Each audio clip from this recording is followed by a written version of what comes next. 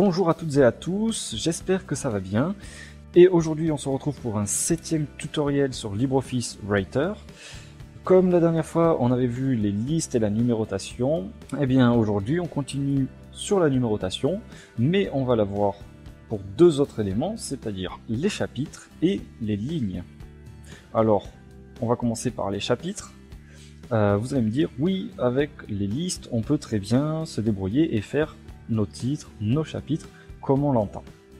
Moi, je vous dis d'accord, très bien, vous pouvez le faire. Par contre, à partir du moment où vous allez vouloir mettre en place un index, des références, cette façon de faire ne va pas fonctionner comme on le souhaite, puisque les numérotations ne seront pas correctement enregistrées dans le document, étant donné que ce qu'on veut faire, c'est modifier directement le plan du document. Et c'est ce qu'on va voir au travers de ce tutoriel, et notamment de cette première partie. Donc, pour commencer, on va accéder à la numérotation des chapitres. Donc, si vous vous souvenez bien, lorsqu'on va dans Outils, on a cette ligne qui s'appelle numérotation des chapitres et qui va nous permettre d'ouvrir la fenêtre suivante que vous voyez maintenant à l'écran. Donc dans cette fenêtre, on voit d'une part la numérotation et d'autre part l'onglet position. Donc ça va sûrement vous faire penser aux onglets qu'on avait vus dans le dernier tutoriel sur les listes, puisqu'il y avait ces deux onglets qui étaient plus ou moins présents, pas dans la totalité des widgets, mais c'est des fenêtres qui ressemblent et qui fonctionnent de la même façon. Donc je ne m'étendrai pas sur leur fonctionnement, sauf pour ce qui est nouveau. Donc on retrouve ces 6 lignes qui sont identiques à ce qu'on peut retrouver dans la fenêtre de liste. Donc on va lui appliquer la numérotation comme on veut. On peut lui appliquer également juste du texte. Donc par exemple, si vous voulez écrire, je sais pas moi, chapitre 2 points, et on met le titre derrière, ça fonctionnera de cette manière-là.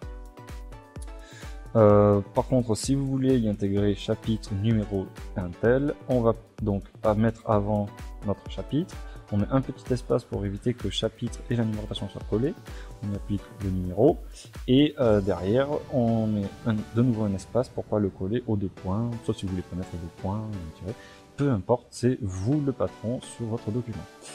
Ensuite on passe sur les positions et on va pouvoir gérer, pareil pour le niveau 1 que l'on retrouve ici, la numérotation et leur positionnement, etc. Donc je m'étends pas plus là-dessus et on va se retrouver dans l'onglet numérotation et je vais y appliquer en fait un format que j'ai déjà enregistré, puisque une fois que vous avez créé toute votre numérotation, vous allez pouvoir l'intégrer à d'autres documents au travers de cette petite fenêtre là qui vous ouvre donc une petite liste avec ici certains éléments. Donc moi j'ai déjà enregistré un élément, c'est num tuto. En fait, lorsque vous avez terminé de modifier votre plan, vous cliquez sur enregistrer sous, ça vous ouvre cette fenêtre, vous donnez le nom que vous voulez y appliquer et vous enregistrez avec OK.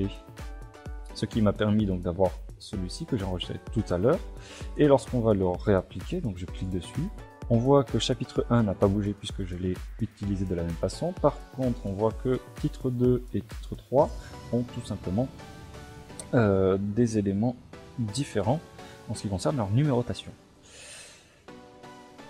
Donc maintenant, je vais vous présenter les styles de paragraphes, puisque ça c'est nouveau comparé aux autres fenêtres qu'on avait vues.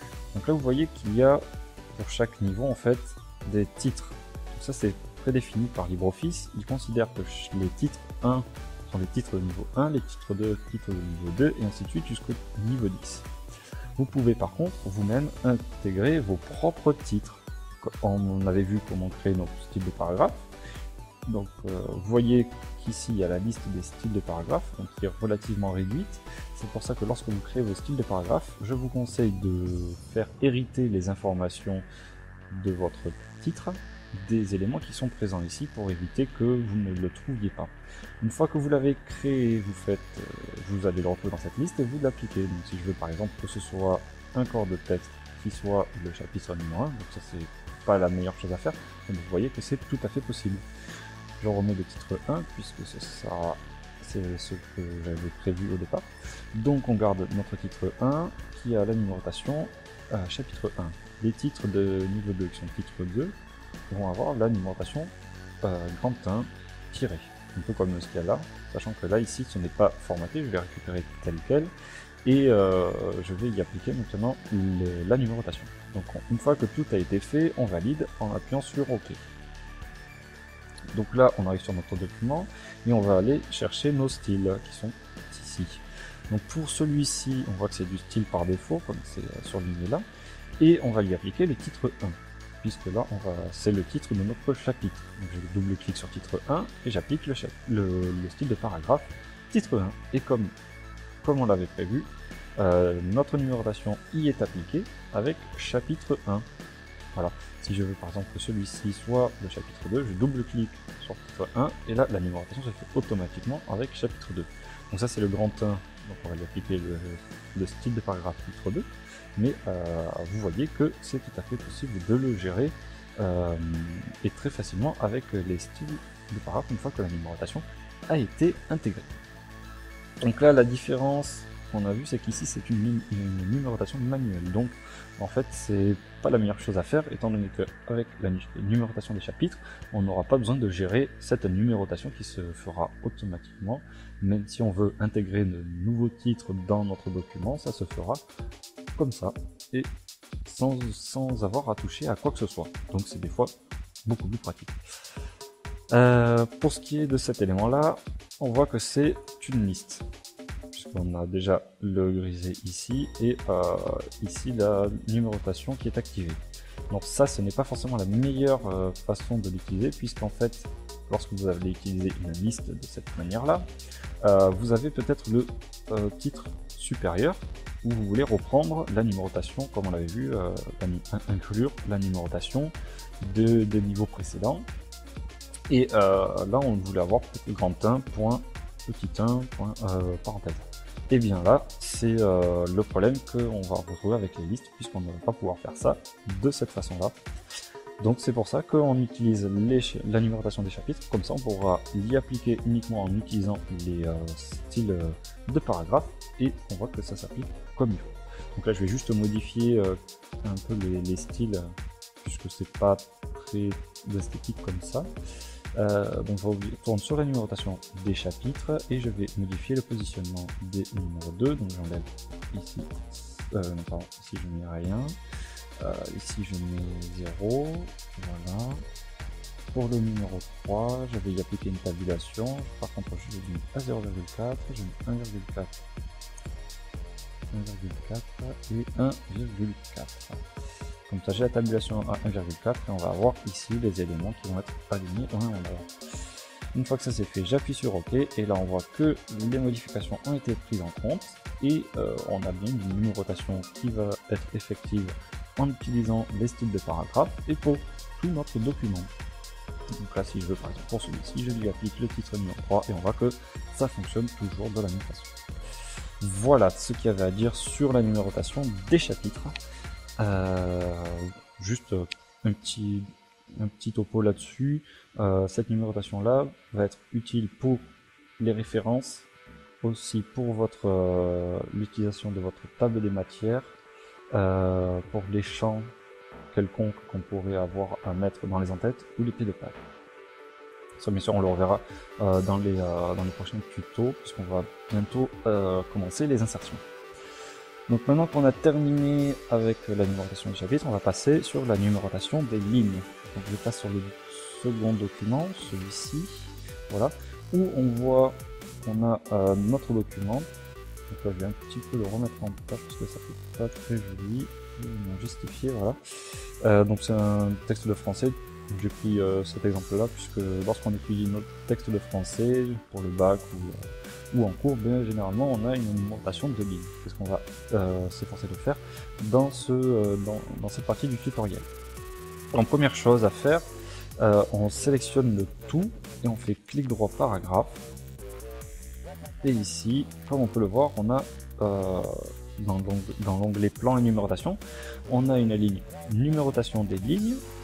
Et on voit ici le premier élément qui s'appelle donc inclure les lignes de ce paragraphe qui est coché. Donc là ça veut dire que la numérotation va être effective pour tous les paragraphes qui ont cet élément coché. Or, on veut juste l'appliquer à notre extrait de texte. Donc je clique là-dessus et je le retire. Voilà. Je fais OK. Et là, comme ça, tout mon document, donc là pour sélectionner tout notre document, on fait CTRL A et tout notre document va pouvoir bénéficier de cette modification que je viens de faire. Maintenant, je sélectionne uniquement les paragraphes qui vont être numérotés. Je fais clic droit, paragraphe, et je réapplique cette numérotation en cliquant sur le bouton que j'ai décoché. Voilà. Ensuite, on voit ici également qu'on peut recommencer avec ce paragraphe. Donc, pour tous les éléments, tous les paragraphes qui posséderont cette fonction-là, en fait, on va pouvoir recommencer la numérotation pour le paragraphe. Et bien sûr, on peut choisir la numérotation ici, par quoi ça va commencer. C'est à vous de juger si c'est nécessaire ou non. Moi, je ne l'utilise pas, ça ne me servira pas pour l'exemple.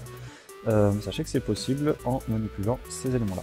Ensuite, je clique sur OK, et là, la numérotation sera effective sur ces éléments-là. Par contre, on voit qu'il n'y s'est rien passé, il n'y a pas eu de numérotation qui est apparue.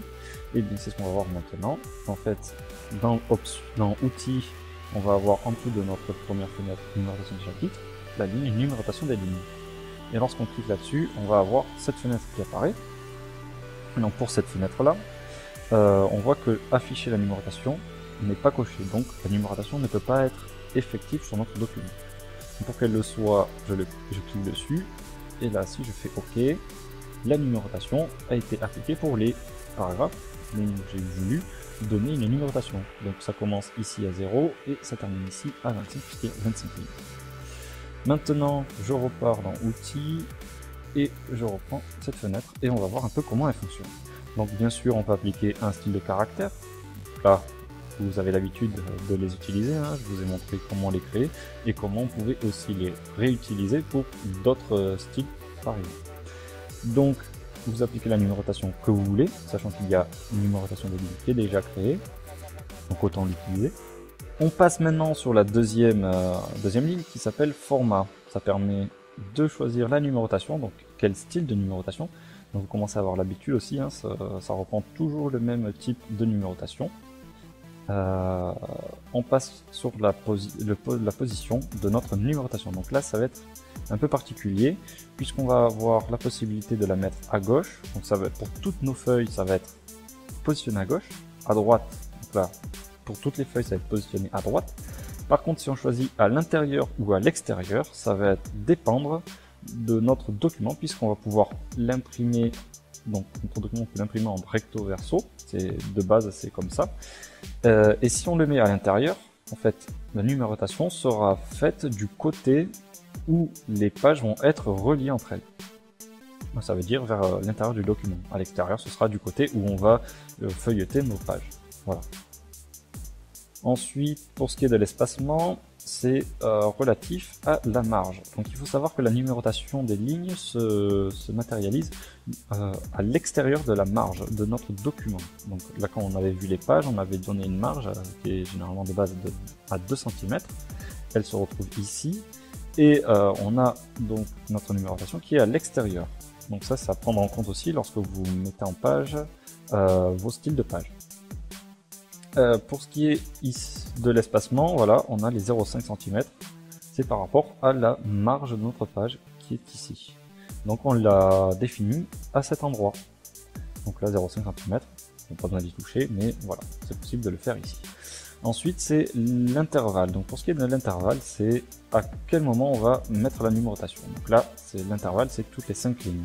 C'est pour ça que l'on a la numérotation qui est applicable tous les multiples des 5.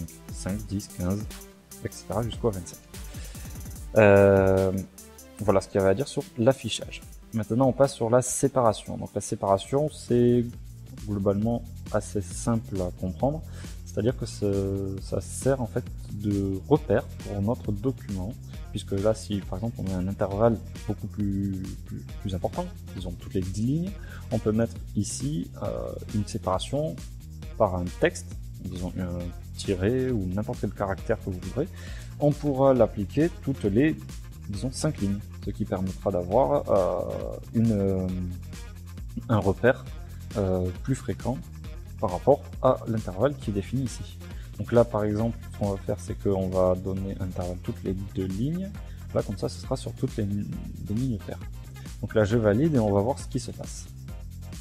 Donc là, qu'est-ce qu'on voit? On voit que pour tous nos paragraphes, on a tout simplement ces séparateurs qui se sont mis en place et on a toujours la numérotation. Donc ce qu'on peut voir, c'est que c'est sur les lignes paires, toutes les 2 lignes, voilà. Donc les lignes paires, elles ont le petit tiret qui sert de séparateur. Par contre, on voit que lorsque la numérotation est présente pour la ligne où on va avoir ce séparateur, eh bien c'est la numérotation qui a la priorité et donc le séparateur n'est pas appliqué. C'est pour ça qu'on l'a ici. Voilà. Maintenant on retourne pour les dernières informations à donner sur cette numérotation, c'est-à-dire la partie nombre. Ça, je vais déjà le retirer si on n'a pas besoin. Et la partie nombre, ça sert à définir si oui ou non je veux intégrer la numérotation des paragraphes ou des lignes vides. Donc là c'est coché oui. Si je regarde ce qui se passe à la fin, je saute 5 lignes, voilà, donc je vais appliquer les caractères non imprimables, je saute 5 lignes, voilà, et là la 5e ligne est comptée, pourtant il n'y a aucun contenu, c'est parce que l'option est activée. Si par contre je la décoche, je fais OK, là on voit qu'elle a disparu, tout simplement.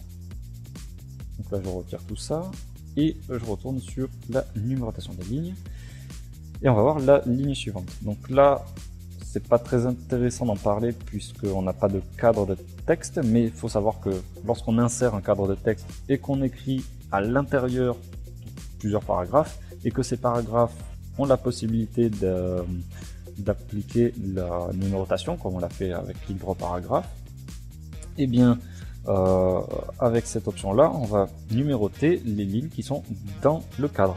Par contre, ça n'aura aucune influence sur notre document puisque la numérotation recommence à l'intérieur du cadre, le cadre étant indépendant par rapport à notre document. En fait, le cadre se comporte comme étant un élément de notre document, donc il va être présent visuellement. Par contre, le contenu de ce cadre sera indépendant du contenu du document. Et pour la dernière ligne, on a reprendre sur chaque nouvelle page, ça semble simple. À chaque nouvelle page, tous les paragraphes qui auront la possibilité d'avoir cette numérotation recommenceront pour la première ligne à 1. Voilà. Donc sur ce qui est de la numérotation, on a fait le tour. Voilà. On a vu la numérotation des chapitres et la numérotation des lignes. Maintenant, je vais vous présenter le petit projet que je voudrais mettre en œuvre pour animer les tutoriels. En fait, dans les tutos précédents, je vous ai présenté les fenêtres et décrit leur fonctionnement.